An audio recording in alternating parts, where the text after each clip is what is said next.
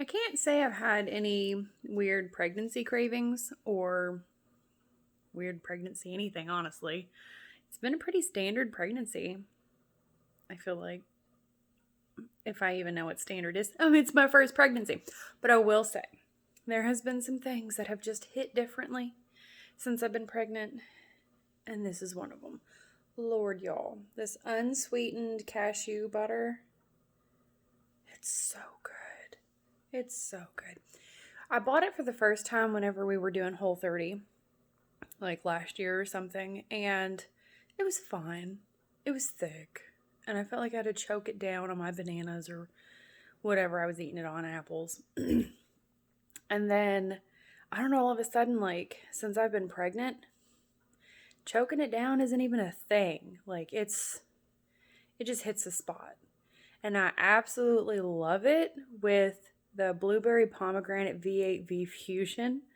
That sounds like an odd combo, but it's like that rinses my mouth out. That combination of all the cashew butter in my teeth.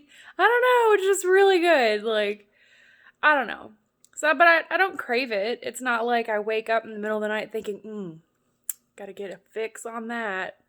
I just have it for breakfast a couple days a week. Nothing weird. But no, if you haven't tried it, it's really good. Their almond butter's okay too. I have really little of that left. So, the almond butter.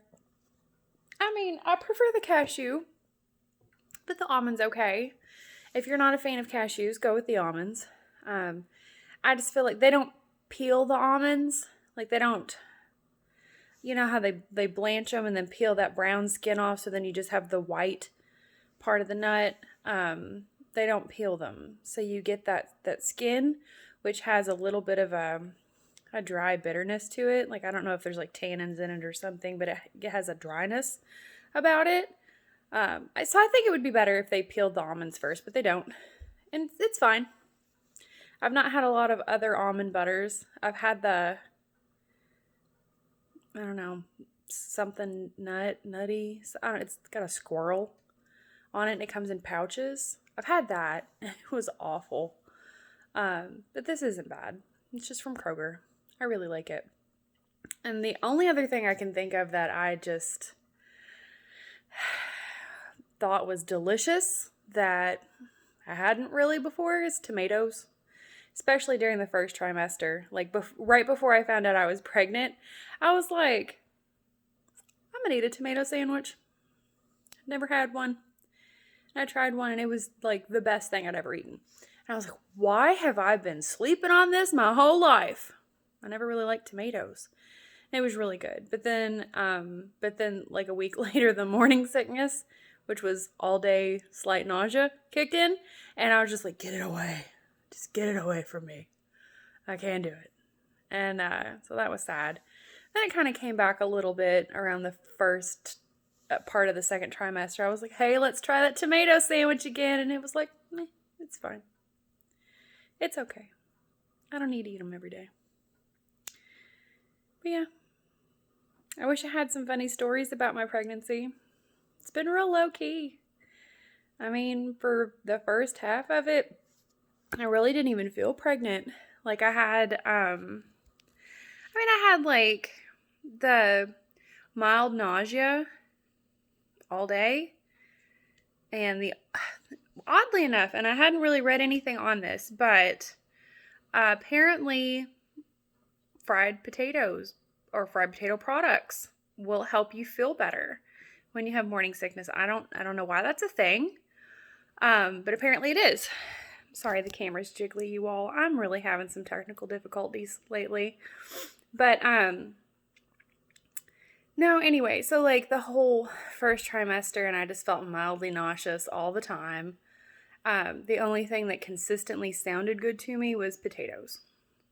So I'd have like baked potatoes for dinner, hash browns for breakfast. It wasn't healthy exactly, but I mean, I really wasn't eating anything else. Nothing else sounded good.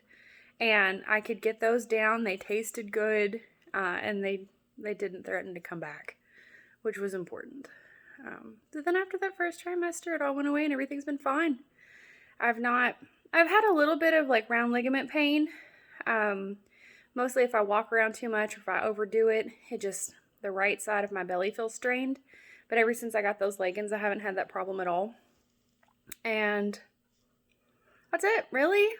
I mean, if the baby's not moving around, I don't feel pregnant.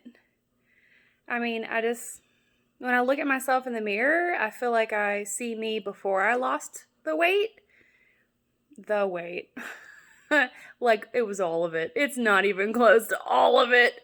It's just the chunk I've lost most recently. But I look in the mirror and I just see, me pre any weight loss instead of pregnant belly, because it doesn't really look like a pregnant belly. But, it's been really chill. I've been very fortunate. I haven't had any excessive urination, restless legs. I haven't had any cramps. I have friends that have had issues with their blood sugar, their blood pressure. They've had rashes. I had one friend that had to go get a different prescription of glasses because her eyes changed so much. Everything's been fine. And honestly, because of the shape of my belly and how much I weighed before getting pregnant, I've been able to wear all of my same clothes. Like, maternity clothes are not necessary. I had on a pair of jeans the other day that I wore before I was pregnant. And they fit just fine. They're comfortable. I could sit down. Of course, they are very stretchy jeans, being, the size that I am. But still, it's been really nice. And I'm very, very thankful for that. I will say I had several weeks of pelvic pain where my pelvis was tilted and I kept going to the chiropractor and he'd get it back to where it was supposed to be, but then I couldn't keep it there. And so it would get tilt again before the inflammation was gone from the first time. So I started seeing a physical therapist and he was wonderful. Showed me how to do exercises to strengthen my core muscles to hold my pelvis in place. Without hurting myself. Because I Googled it, how to do core strength exercises or how to prevent back pain or this, that, and the other. But they were all positions that I didn't feel like I could comfortably get into or out of without injuring myself further. So I looked at my insurance. My insurance covered physical therapy. Didn't require a doctor recommendation. It was $15 a visit. So I went. I just called the one up in town and I went. And he was fantastic. I told him, all the things I was concerned about getting the baby in and out of the crib, being able to stand up or sit down while holding the baby, carrying the baby around. And so he took all of those concerns and he made exercises for me to do so that I could strengthen the muscles I would need to be able to do those activities.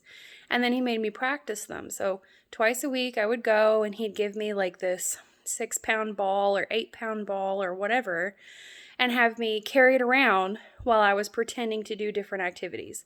So some of the exercises were I'd have to hold the ball to my chest and I'd have to sit down in a chair and get up. Sit down in a chair and get up. And I'd have to repeat that several times to make sure that I was maintaining the curve in my low back, that I was getting up and down without leaning forward or, injuring myself further. I had to carry the ball around while I, picked up things on the counter and sat things down and walked all around the facility. And I had to carry with the ball on my side because he wanted me to be mindful of carrying the weight without sticking my hip out, because sticking my hip out would cause me to lose that alignment and then, I'd be right back where I started. So it was all very good things. I had to practice with the weighted ball. He had this little table that he lowered way down so that it was the height of our crib mattress. And so I had to squat and then pivot my pelvis, bend it, not bend at the waist, but lean over from my pelvis while in this squat to put the baby in the crib. And that, I struggled with that one. I really struggled with that one. Leaning over is not something that I can do ever. Because in addition to the pelvic pain that I developed while pregnant, I've had issues with bulging discs in my low back, like my lumbar region. And so any sort of leaning over, just even in the slightest, as soon as I lose that curve in my low back, I'm screwed. It's so bad. And the effects can last for days to weeks. The most recent episode was before physical therapy, before I started going. I was standing in the kitchen, standing at the stove, stirring a pot of soup, and I coughed. And I felt a disc pop. Like I felt it, and it was awful. I cried out. It like buckled my knees. And it was just, and it wasn't even a significant cough. I had just put some pepper in there, and I was stirring it, and I was like, and then I did like a one big deep kind of, and I guess the pressure of inflating my lungs that way, coupled with just the slightest bit of leaning I was doing, it just popped it right out. And then, because I was already having issues with my pelvis, it all worked together, turned into sciatica. I couldn't hardly walk. I couldn't wear pants because I couldn't pull them up or pull them down to go to the bathroom. It's awful. So I had several weeks of just feeling really hopeless and worrying that this was going to be the rest of my life, and worrying that I wouldn't be able to be the mom that I wanted to be because I was dealing with chronic pain, that I wouldn't be able to get on the floor and play with my kid, or that I wouldn't be able to bathe it because I can't get down to the tub, or I can't. And there's still things that I worry about, like just little things of being able to pick my baby up or being able to, lay them in the crib. And physical therapy gave me that hope back. The exercises have absolutely helped. So I feel confident that I will be okay. I still have to watch my posture. I have to be very aware of my body mechanics and make sure that, I'm maintaining that curve in my back, and that I'm bending at the knees and, like pivoting from my hips and not just leaning over. So we'll see how I do with that when I'm sleep deprived, exhausted, and, dealing with a squirmy little crying baby all the time. We'll see if I remember all of those things. I'm sure one good back injury will probably remind me. So hopefully it doesn't come to that. But anyway, other than that, about 6 weeks worth of pelvis and back pain, intermittent pelvis and back pain, this pregnancy has been a breeze. Like, if someone can guarantee that all my pregnancies will be like this, I'll just go ahead and pop out like the other 2 kids we want back to back. It'll be fine. Of course, I'm only at like week 30, so we'll see what the next 10 weeks do. It could go downhill real fast. So, but so far I've been so fortunate, and I am so thankful for that. And I mean, it sounds terrible, but I spent the whole first trimester feeling like it was too good to be true. And I felt, how survivor guilt is when you feel guilty because you survived a traumatic situation that others didn't. I kind of felt that kind of guilt. Obviously not survivor's guilt, but I mean, I felt guilty in a situation where I shouldn't. And it's just because we stopped taking birth control and got pregnant. It took about 9 months, maybe, from the time I stopped birth control to when we got pregnant. And we weren't trying. We weren't watching. I wasn't watching my cycle. We weren't, keeping track of anything. We were just living our lives and loving one another and it happened. And I felt really guilty because there's a lot of people who are not that lucky. And I know a lot of people that are not that lucky. And it's so common. I just assumed I'd be one of them. With my weight and the unwanted hair, I just assumed I had undiagnosed PCOS. I had tried to talk to a doctor about it before, and she kind of just laughed me off. I don't see that doctor anymore. I find doctors that take you seriously. That's very important. But, so I had never had it diagnosed, but I mean, I have a lot of, I forget how many indicators there are that you're likely to have it. There's like a list of like 10 things or something, and I had like 8 of them. So I just assumed I had undiagnosed PCOS and that we were going to have a hard time, or, you know, because I just feel like everyone I know has had such a hard time. So when I didn't, I felt guilty. I felt like it was too good to be true, and I kept waiting for the other shoe to drop.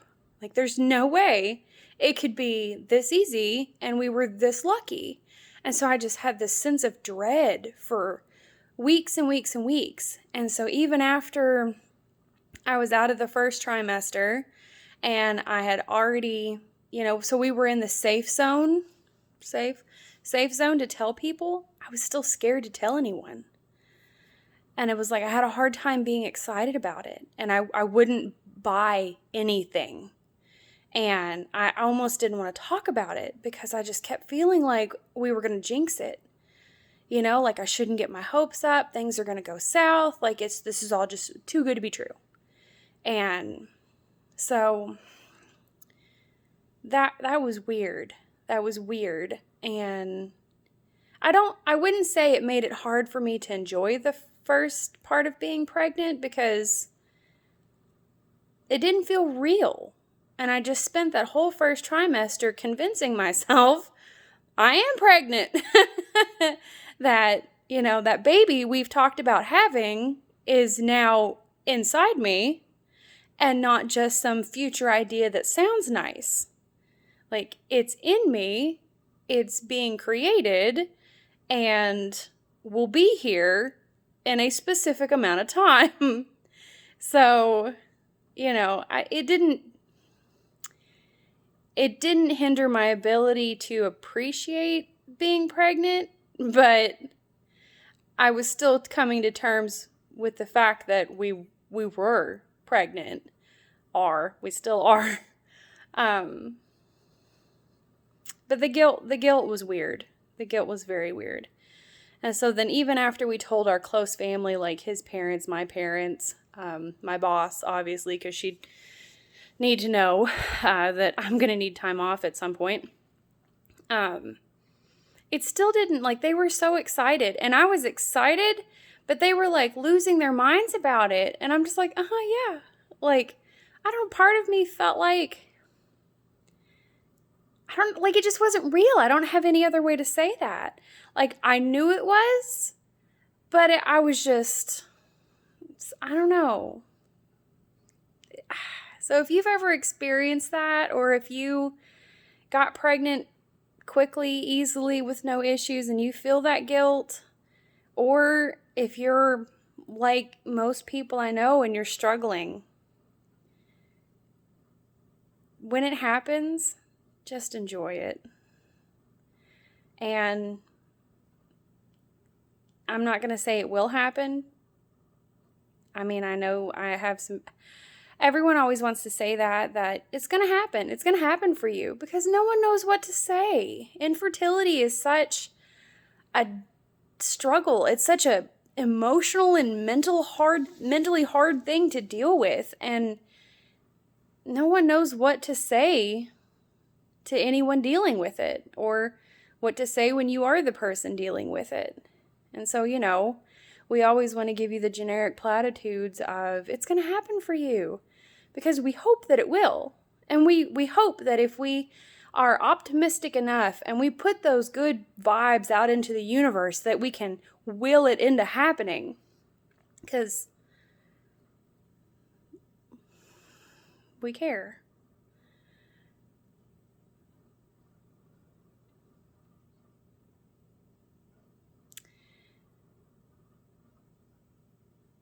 But it may not. And that's okay too. That is okay too. There are other ways to be parents. And those ways are just as special and miraculous and wonderful.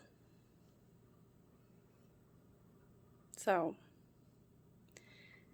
if you got pregnant easily and you feel guilty, I'm going to say it's normal. If you are struggling and you're frustrated, that's normal. I'm pretty sure any feeling you have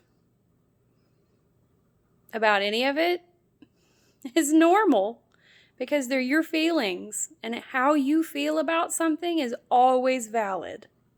Always. No matter what.